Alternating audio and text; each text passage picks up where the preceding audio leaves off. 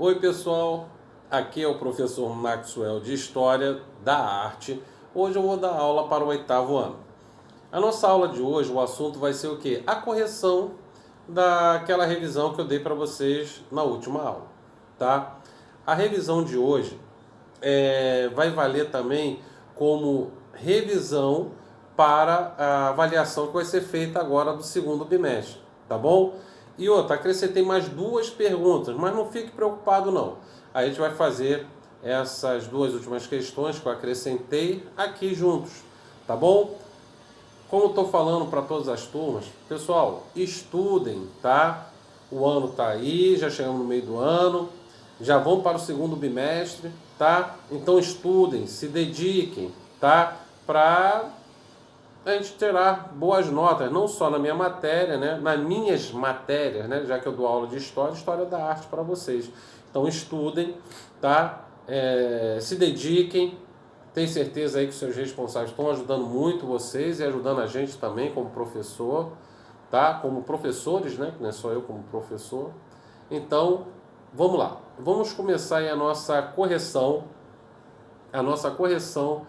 de revisão de história da arte. Vamos lá. Primeira pergunta. Por que o movimento fauvismo recebeu este nome? Eu já tinha até falado para vocês sobre um jornalista que deu o nome a esse movimento. Ele era um crítico de arte. Como estava misturado nessa exposição lá na França, lá em Paris, certo? De arte, estavam obras de arte perfeitas, renascentistas, com essas novas obras de arte que ele achou horrível. Então o que ele falou? Nossa, essa obra de arte parece... ele falou assim, fera, né? Que traduzindo fauvismo quer dizer fera. Mas na realidade era uma crítica falando que aquilo ali, aquelas pinturas eram horríveis, que estavam misturadas com grandes obras de arte. E pelo contrário, o estilo fauvismo é um estilo muito interessante, sai daqueles padrões, certo? Barroco e renascentista, e assim nasceu um novo movimento da arte que recebeu esse nome por causa desse jornalista. Então vamos lá. Qual é a resposta? Por que o movimento fauvismo recebeu este nome? Vamos lá. Resposta, anotem aí. Se tiver igual de vocês, só botar o certo aí, tá? Vamos lá. O crítico de arte francês Louis Valselix usou o termo fauvês a um grupo de pintores. Esse termo, inicialmente pejorativo, passou a ser o nome de um novo movimento de arte, tá? Então, como eu falei, depois eu vou dar escrito bonitinho para vocês o nome desse crítico de arte, tá? Que pelo contrário, ele tentou falar mal daquelas pinturas e ele sem querer colocou a palavra fauves, né? Que é fera, que significa fera, que como se fosse uma coisa ruim e no final deu até o nome ao movimento desse tipo de pintura. Vamos lá. Questão número 2. Quem foi o artista Henri Matisse? Henri Matisse, ele vai ser um dos propulsores do fauvismo, tá? Resposta. Pintor da França, considerado um artista da escola fauvista, tá? Então esse movimento de arte, se eu não me engano, eu também dei, eu acho que uma aula sobre esse pintor para vocês aí, Henri Matisse, tá? Ele que vai ser o principal, né? Assim, vai ser considerado um dos propulsores desse movimento que nasceu em Paris, graças, né, a esse crítico de arte que a gente falou da questão anterior, tá? Vamos lá. Outro estilo aí, que vai ser agora a questão número 3. O que foi o cubismo, tá? Quando a gente fala de cubismo, incrível que pareça, vem logo à nossa cabeça um pintor famoso espanhol, tá? E a gente vai falar até sobre ele daqui a pouco, tá bom? O cubismo, eles vão usar nas pinturas, vão sair daquele padrão também, tipo fauvismo, sendo que vai usar figuras geométricas, certo? Para pintar as pessoas. sendo que a anatomia não é uma anatomia perfeita, é uma pintura, tá?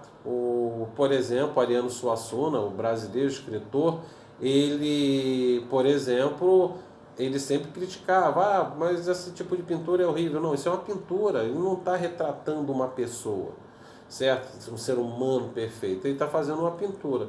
E se essa pintura faz bem aos olhos, ela vale, é válida, tá? Então, vamos à pergunta: o que foi o cubismo? Resposta: rompeu com a ideia de arte como imitação da natureza, sendo um novo jeito de perceber formas e espaços.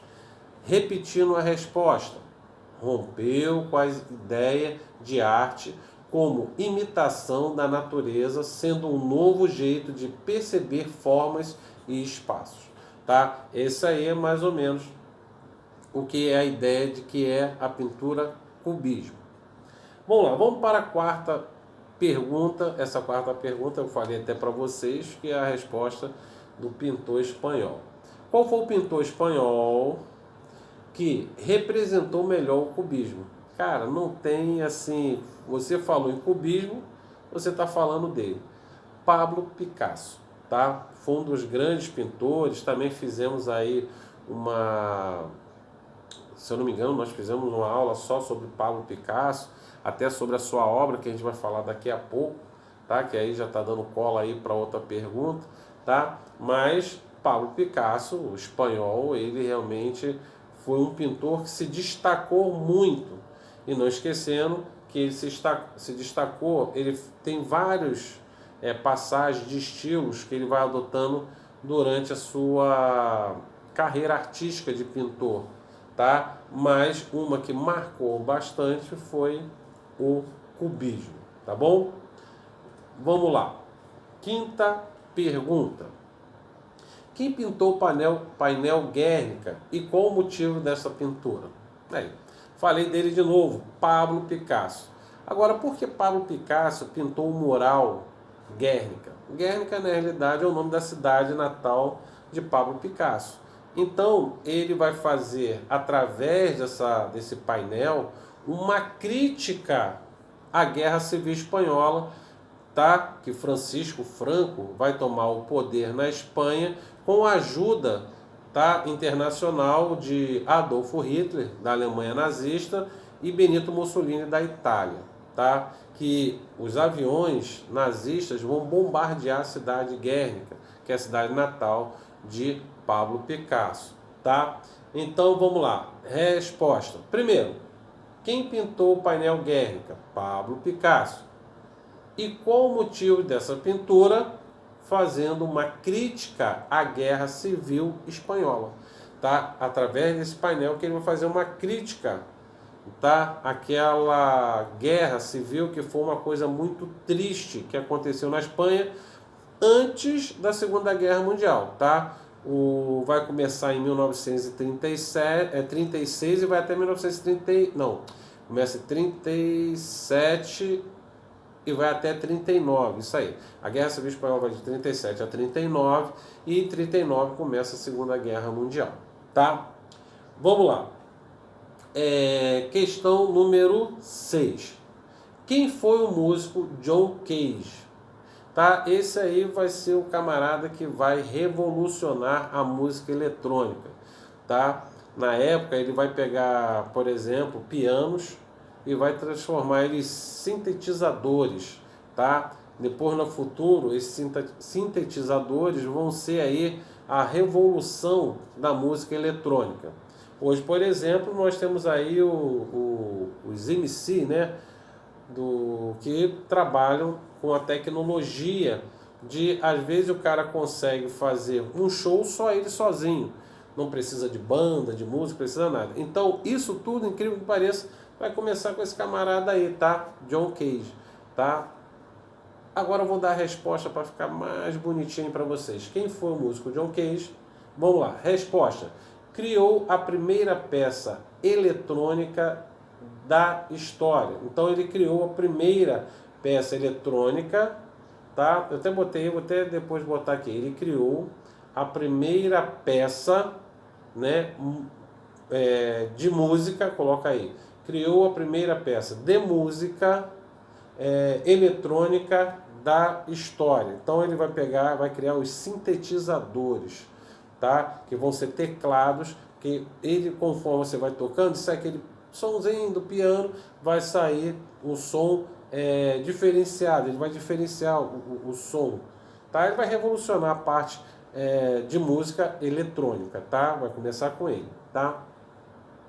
Número 7. Quem foi o músico Igor Stravinsky? Tá? Resposta. Também foi um revolucionário aí. A influência do cubismo em sua música fragmentou o ritmo em suas composições. Tá?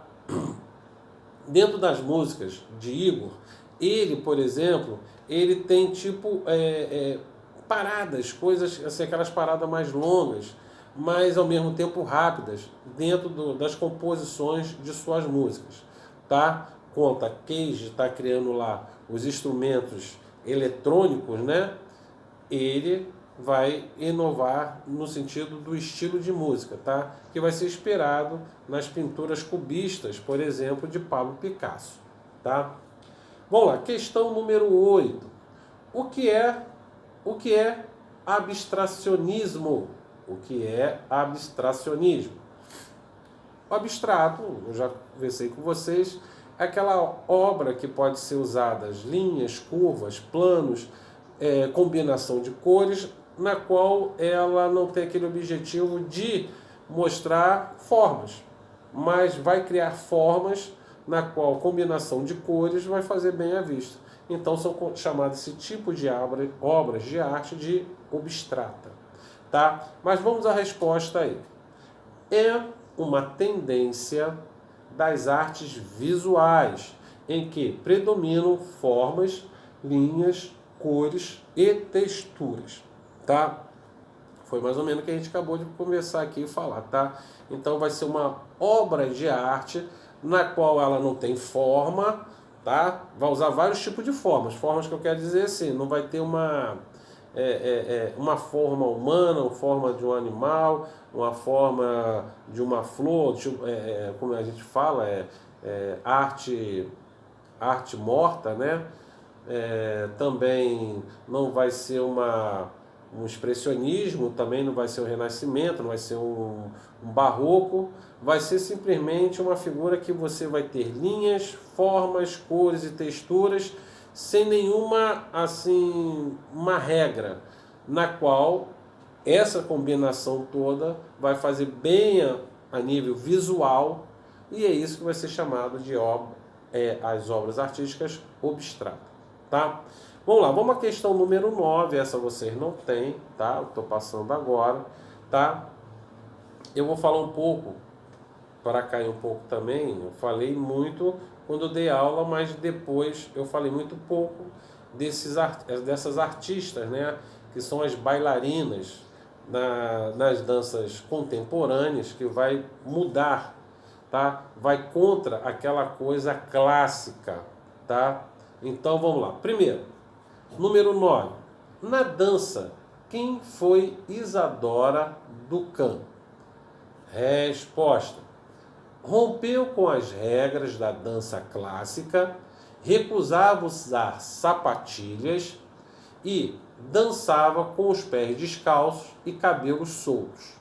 Tu pode ver que está indo totalmente contra aquele padrão clássico de bailarina, que normalmente as bailarinas colocam um coque na cabeça, prendendo os cabelos, colocam as sapatilhas, pisando nas pontas dos pés. Quer dizer, isso é uma arte clássica, uma dança clássica. Ela vai quebrar todos esses padrões, tá? Na época. Então ela vai dançar com os cabelos soltos e vai dançar descalço, sem sapatilhas. Então aquilo na época foi uma coisa espantosa, mas também que vai ser revolucionário, que vai ser um modo de mudar a dança da clássica, aquela coisa padrão, e se tornando agora uma dança contemporânea, modificando aí a visão da dança. Vou falar de outra bailarina também. Quem foi a bailarina Ruth Saint Denis? Tá? Vamos lá. Resposta: dançarina e coreógrafa estadunidense, pioneira na dança moderna e introduziu elementos orientais, tá? Então, nas coreografias que ela fazia, que encomendavam, ela vai estudar muito as artes orientais, principalmente daquela região lá da Índia, tá? E vai colocar nas suas coreografias de dança e revolucionando também, saindo um pouco daquela coisa clássica, tá? Ah, professor, então você não gosta de música clássica? Não, eu gosto de todos os tipos de arte, tá? Mesmo aqueles que às vezes a pessoa, pô, não tem nada a ver, eu gosto, eu sou eclético em relação às artes, tá? Eu sou crítico às vezes também, mas eu faço aquela coisa, poxa, é bonito. Se é bonito é para se ver, que às vezes tem coisas que são bonitas, às vezes a pessoa tem uma opinião contrária porque a outra pessoa diz que é feio. Ah, ele falou que é feio, então não vou concordar. Eu não. Eu ouço tudo, vejo todos os tipos de arte e aquelas que fazem bem a nossa vista, os nossos ouvidos, certo? No sentido da música, da visão, no sentido da dança, tá? Das pinturas. E isso que é arte, tá? Pessoal, eu acabei agora aqui de dar todas as perguntas. Não fiquem assustados, preocupados. Ai meu Deus, como se escreve aquele nome? Apesar que está lá no livro, tá? Mas eu vou dar para vocês agora aí, tudinho bonitinho, escrito, todas as perguntas e as respostas juntas, tá bom? Então, olhem aí e depois a gente conversa. Dá uma olhada aí nas perguntas e as respostas.